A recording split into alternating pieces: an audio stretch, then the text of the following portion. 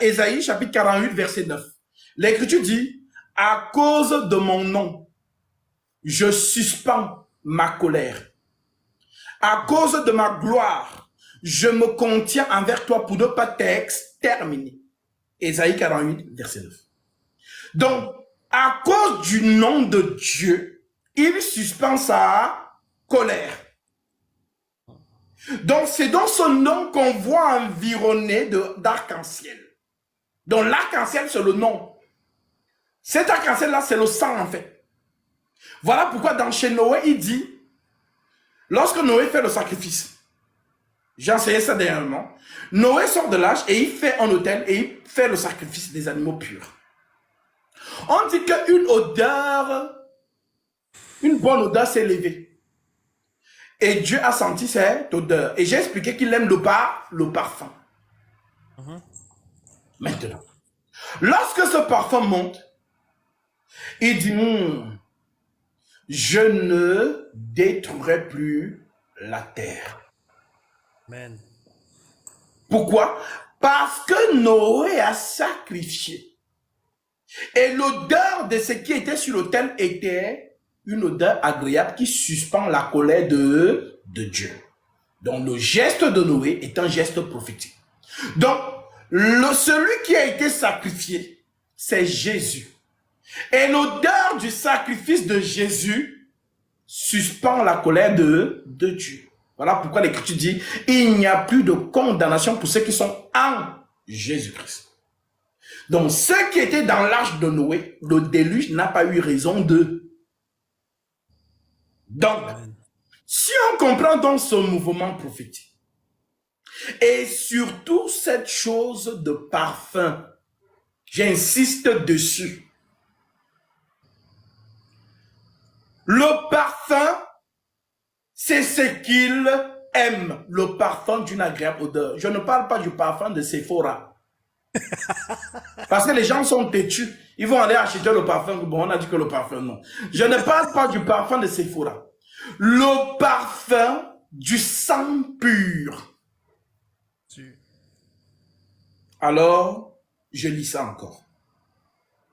Je prends Genèse chapitre, je pense c'est Genèse 8, si je ne me trompe pas. Genèse 8. Oui, Genèse 8, verset 20. Noé bâtit un autel à l'Éternel. Donc, personne n'a dit à Noé de bâtir l'autel. Noé bâtit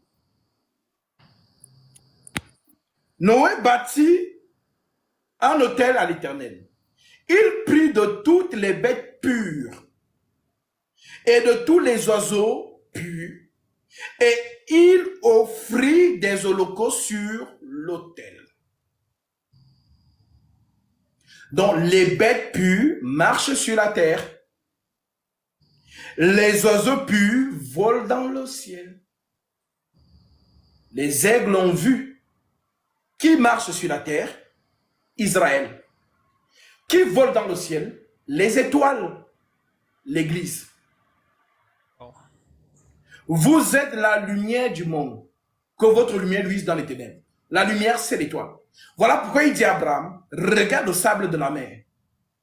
Regarde les étoiles du ciel. Ce sont les deux postérités d'Abraham. Donc, Abraham est père d'une nation terrestre. Il est aussi père d'une nation céleste. Voilà pourquoi Noé prend donc. Noé bâtit un autel à l'Éternel, prit de toutes les bêtes pures et de tous les oiseaux purs et les offrit des holocaustes sur l'autel. Donc, les bêtes pures là, les oiseaux purs là, c'est un homme. Yes. Jésus. Donc, avant d'expliquer la croix là-bas loin, Noé a déjà tout dit. Si tu as l'esprit de la prophétie, tu n'as pas besoin de lire là-bas. Ici, tu as déjà vu qu'il y a un sang pur qui suspendra la colère de Dieu. Alors, L'Éternel sentit une bonne odeur agréable et l'Éternel dit en son cœur, je ne maudirai plus la terre à cause de l'homme, parce que les pensées du corps de l'homme sont mauvaises dès sa jeunesse.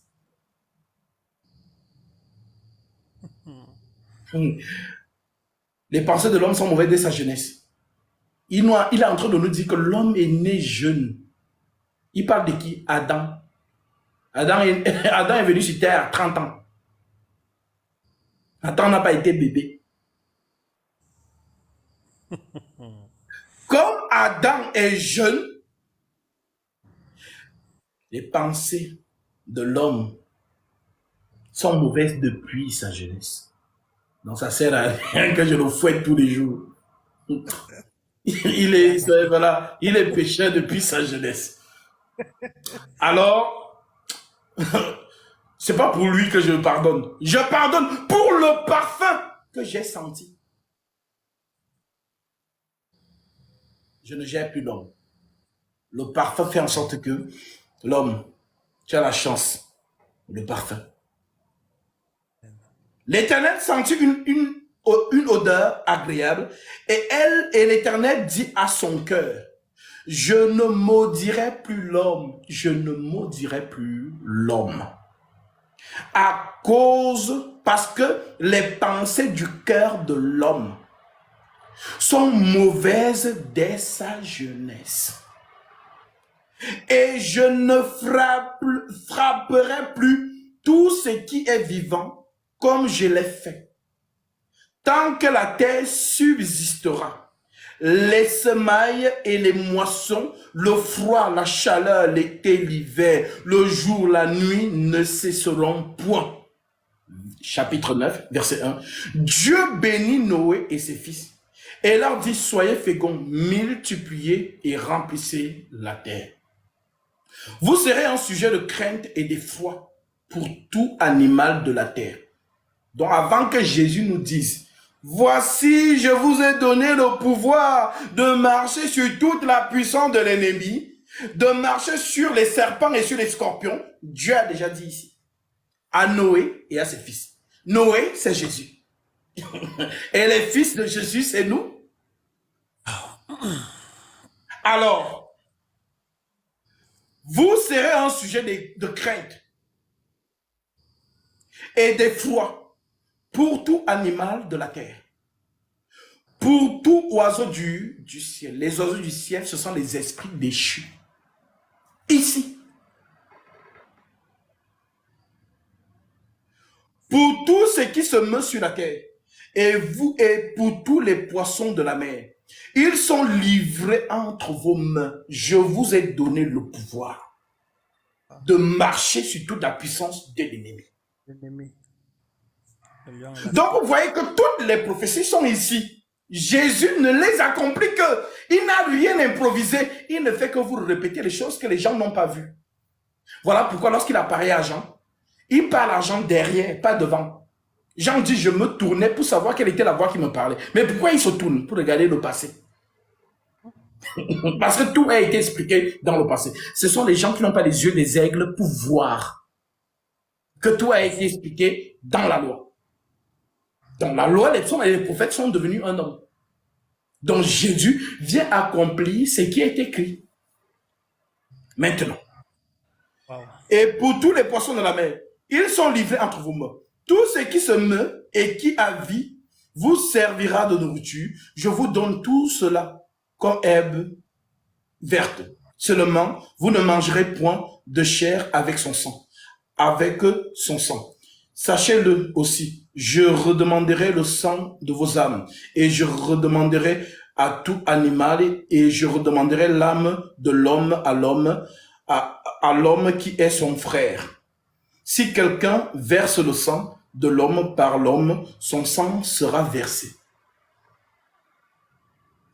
Car Dieu a fait l'homme à son image. Et vous soyez féconds et multipliez. Répandez-vous sur la terre, multipliez sur la terre. Dieu parla encore à Noé et à ses fils avec lui en disant, Voici, j'établis mon alliance avec vous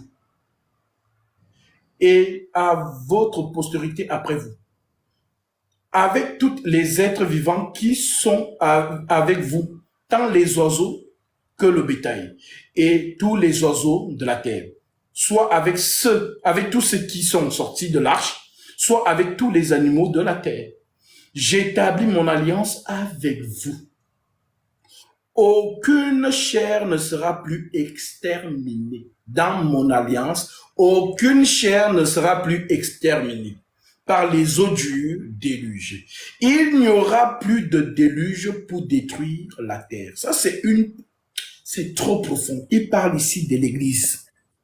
Donc, avant qu'on nous parle de l'église, loin là-bas, il a déjà parlé de ça ici. Verset 12. Et Dieu dit, c'est ici le signe de l'alliance que j'établis entre moi et vous, et tous les êtres vivants qui sont avec vous pour les générations à toujours. J'ai placé mon arc dans la nuée, et il servira de signe d'alliance entre moi et la terre.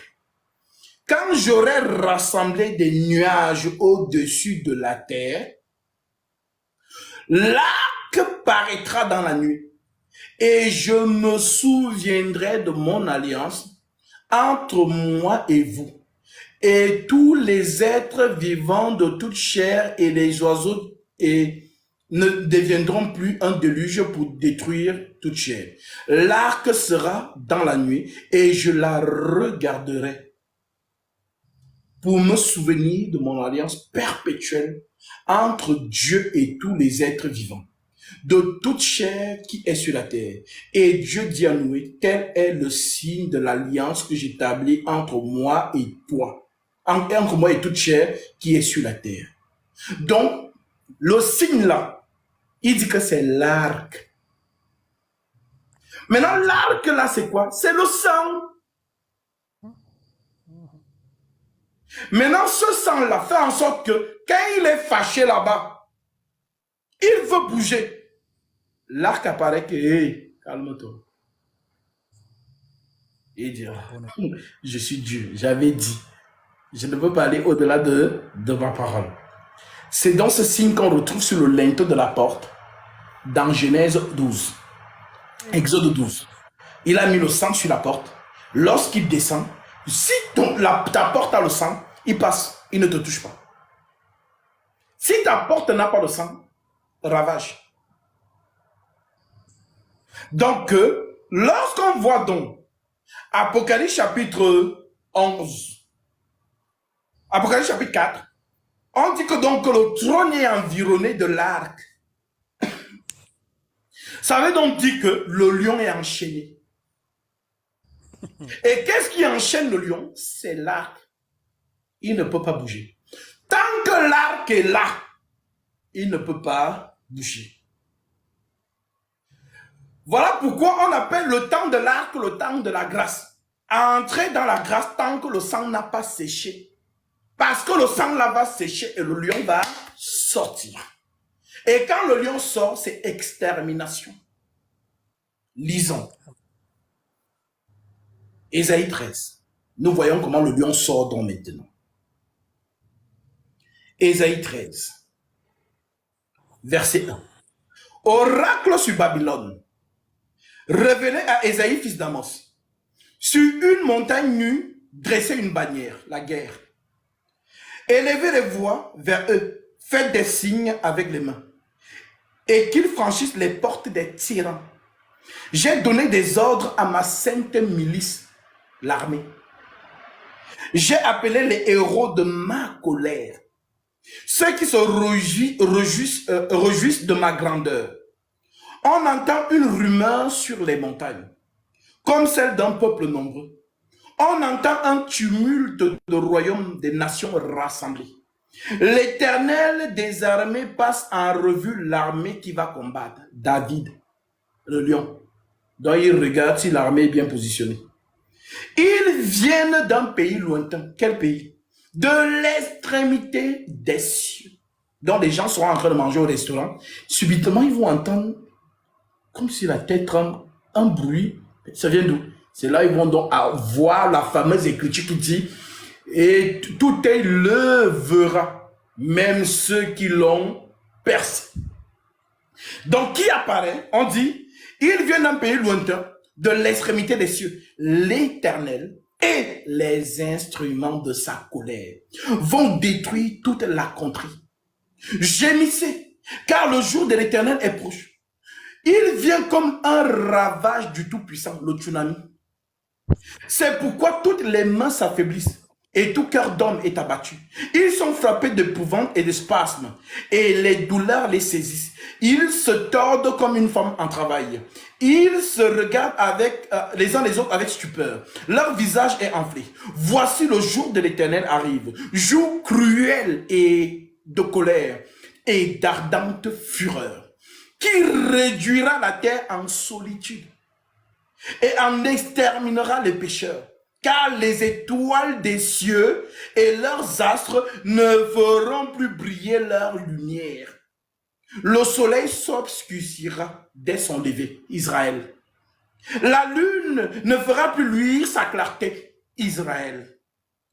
Je punirai le monde pour sa malice et les méchants pour leur iniquité. Je ferai cesser l'orgueil des hautains. J'abattrai l'arrogance des tyrans. Je rendrai les hommes plus rares que leur faim. Je les rendrai plus rares que l'or de fille.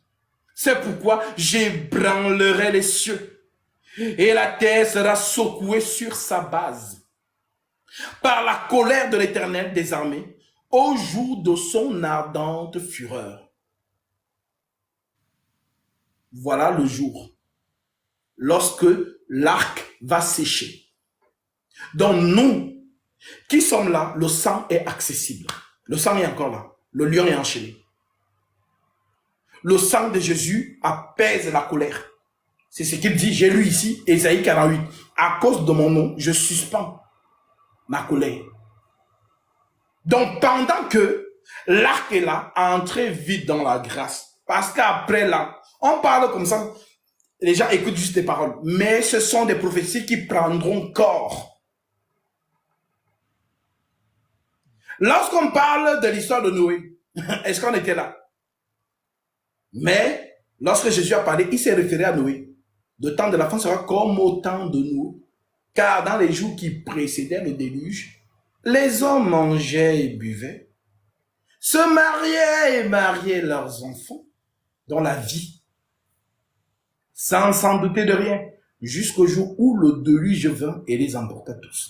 Il en sera ainsi à l'avènement du Fils de l'homme. Dans l'évangile que nous vous enseignons aujourd'hui, c'est pour vous faire sortir de Babylone.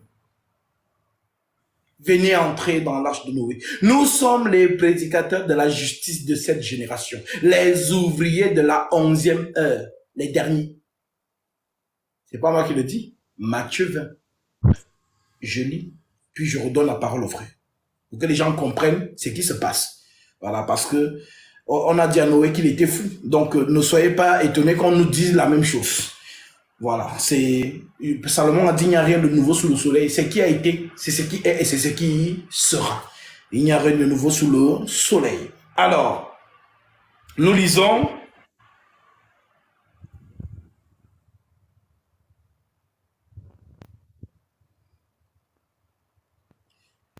je retrouve le verset, Matthieu 20 plutôt.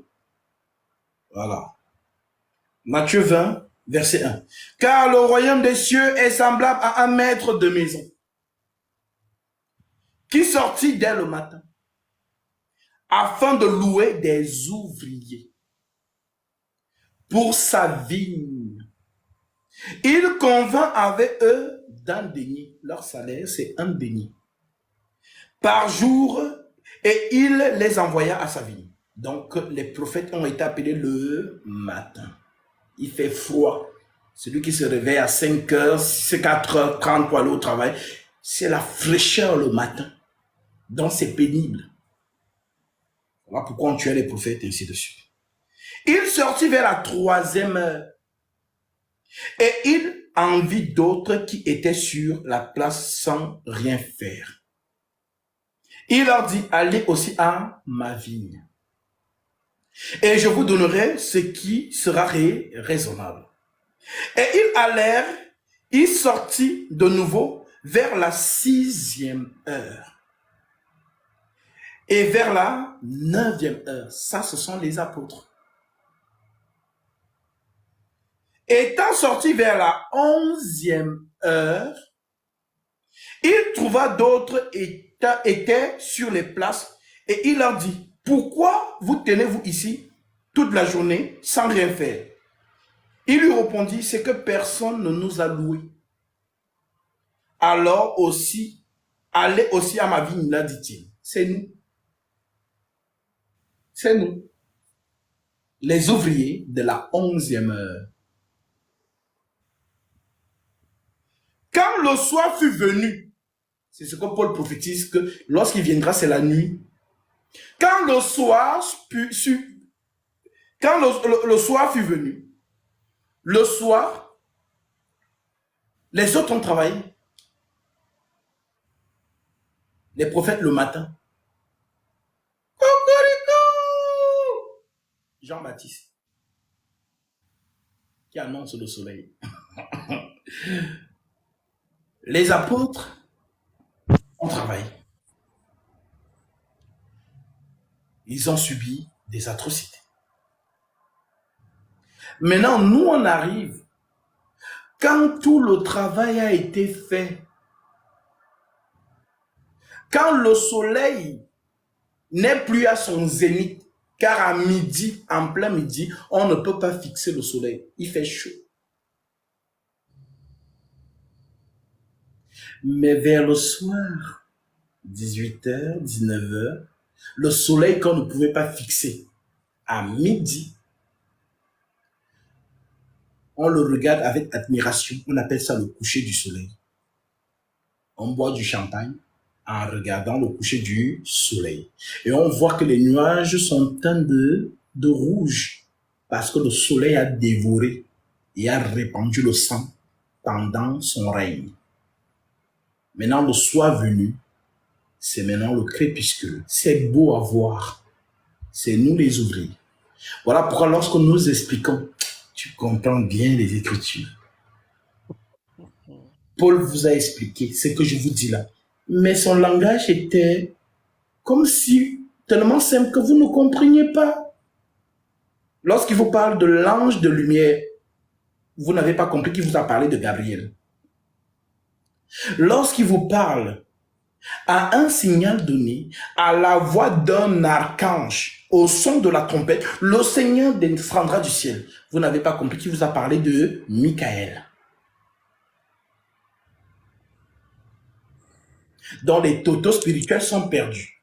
Pourtant, aujourd'hui, lorsque les ouvriers de la 11e heure prennent le temps de vous expliquer les choses, c'est que les vrais enfants de Dieu sont dans la joie parce qu'ils saisissent. Et les totaux spirituels sont scandalisés. Et qu'est-ce que le Seigneur dit? Quand le soir fut venu, le maître de la vigne dit à son intendant, appelez les ouvriers et payez-leur leur salaire, en allant des derniers aux premiers. Donc nous sommes arrivés les derniers dans le travail, mais le Seigneur commence à payer le salaire par nous. Quel privilège! Voilà pourquoi Paul prophétise. Voici, je vous dis un mystère, nous ne mourrons pas tous, mais nous verrons le Seigneur venir dans les airs. Donc il y a des gens qui ne vont pas connaître la mort physique. Si c'est notre génération, gloire à Dieu. Jésus apparaît et on se revêtit de corps céleste et on rejoint ceux qui sont morts avant, qui sont en train de dormir et qui sont en train de monter dans la nuée pour aller retrouver le Seigneur dans les cieux. Et nous montons avec eux. C'est un privilège. C'est ce que Paul a dit en Corinthiens chapitre 15. Voici, je vous dis un mystère. Nous ne mourrons pas tous, mais tous nous serons changés. Donc certains sont allés dormir, d'autres ils ne vont pas connaître la mort physique. Ils seront changés directement. C'est un privilège. Voilà donc pourquoi on dit ici donc que quand le soir fut venu, le maître de la vigne dit à son intendant, appelez les ouvriers et payez-leur leur salaire en allant des derniers aux premiers. Ceux de la 11e heure vinrent, c'est nous, et ils reçurent chacun un denier. Les premiers vinrent ensuite, croyant recevoir davantage, mais ils reçurent aussi chacun un denier. Et en le recevant, ils murmuraient contre le maître de la maison et dirent, ces derniers n'ont travaillé qu'une heure. Et tu les traites à l'égal de nous, qui avons supporté la fatigue du jour et la chaleur.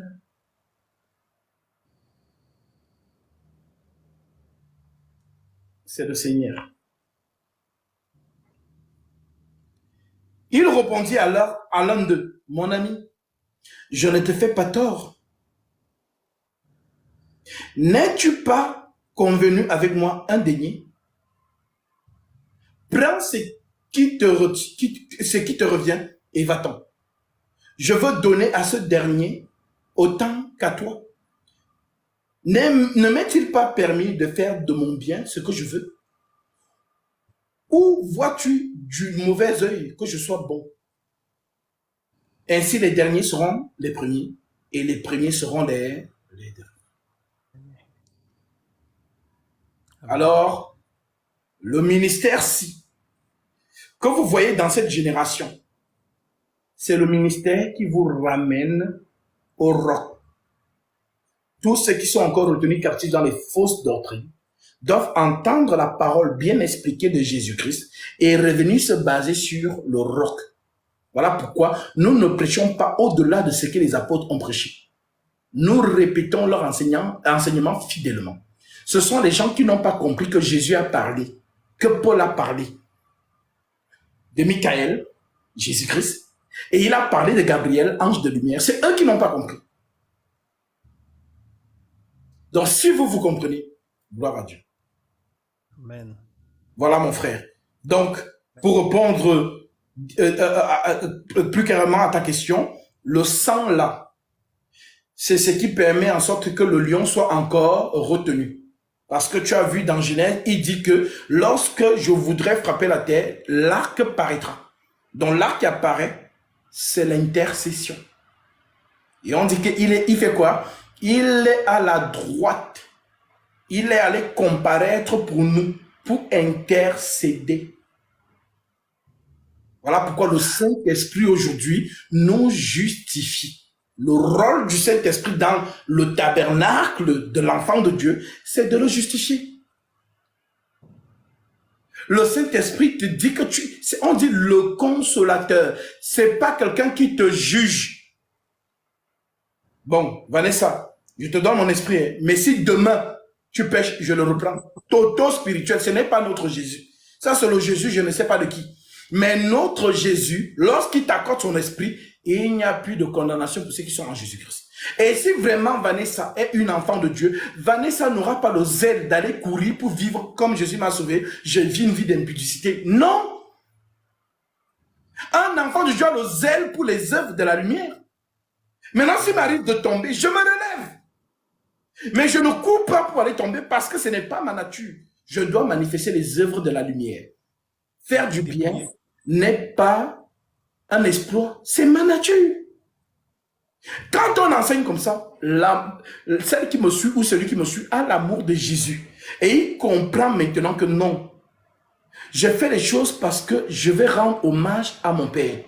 Lorsque je fais les choses bien, on rend témoignage de mon Père en moi. Mais quand je marche comme une païenne, je deviens moi aussi un obstacle pour celles qui veulent se convertir. Supposons que je suis une fille en Jésus-Christ et que je m'habille sexy comme les filles du monde. Mais celles qui me regardent, elles me voient en modèle que, mais celle-là, elle dit souvent qu'elle est fille de Jésus-Christ, non? Mais quand je la regarde et je me regarde, nous sommes même chose. Donc ça veut dire que si je deviens chrétienne, je peux continuer à m'habiller comme ça. À ce moment-là, qu'est-ce qui se passe? Tu calomnies la voie de la vérité. Et tu deviens un obstacle pour celles qui veulent se convertir. Voilà pourquoi toi qui es la lumière du monde, tu dois manifester les œuvres de la lumière pour que ces œuvres témoignent de toi auprès des nations. C'est pour les nations que nous faisons ça. Ce n'est pas parce que nous faisons du bien que nous serons nous allons hériter du royaume de Dieu. Non, les biens que nous faisons, ce sont les récompenses. Il y a un tribunal de Christ. Ce que tu fais sur la terre, il y a un tribunal de Christ qui te récompensera. Mais le salut, tu l'as déjà. Permettez-moi de chuter là. Je lis 1 Corinthiens chapitre 11 pour être pour confirmer ce que je dis. Il est déjà minuit 34, j'ai pas vu l'heure. Mais quand nous sommes jugés, nous sommes châtiés par le Seigneur, afin que nous ne soyons pas condamnés avec le monde. Ainsi même, frères, lorsque vous vous réunissez pour le repas, entendez-vous les uns les autres. Donc, je répète le verset 32. Je prends même le verset 31. Écoutez bien ce que Paul dit. Si nous nous jugions nous-mêmes, nous ne serions pas jugés. Mais quand nous sommes jugés, nous sommes châtiés par le Seigneur. Le châtiment par le Seigneur, c'est quoi? Tu te comportes mal, Jésus t'enlève de la terre. Tu meurs. Tu vas dormir.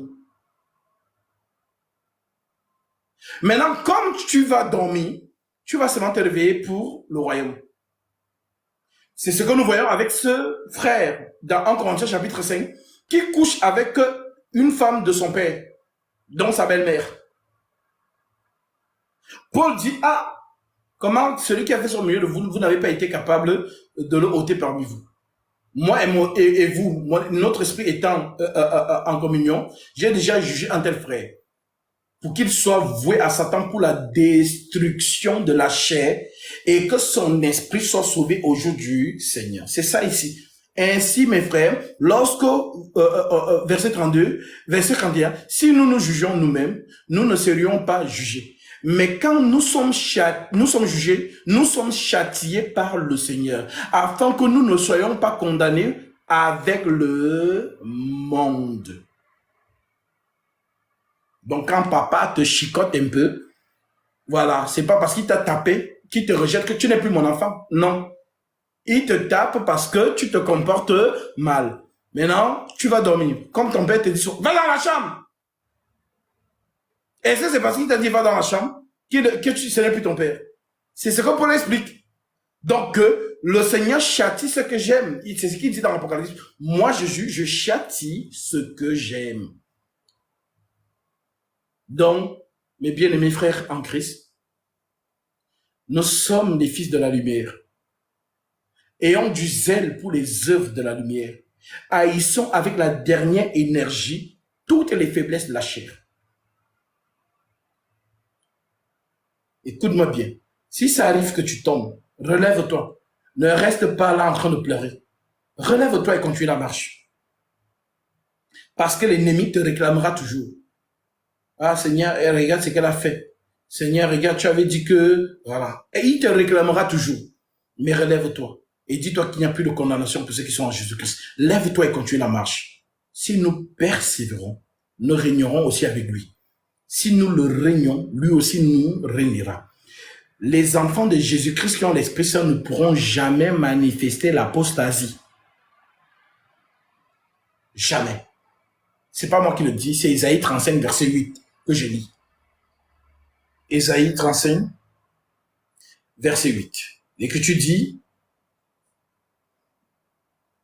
il y aura là un chemin frayé, une route qu'on appellera la voie sainte. Nul impur n'y passera. Elle sera pour eux seuls. Ceux qui la suivront, même les insensés ne pourront s'égarer.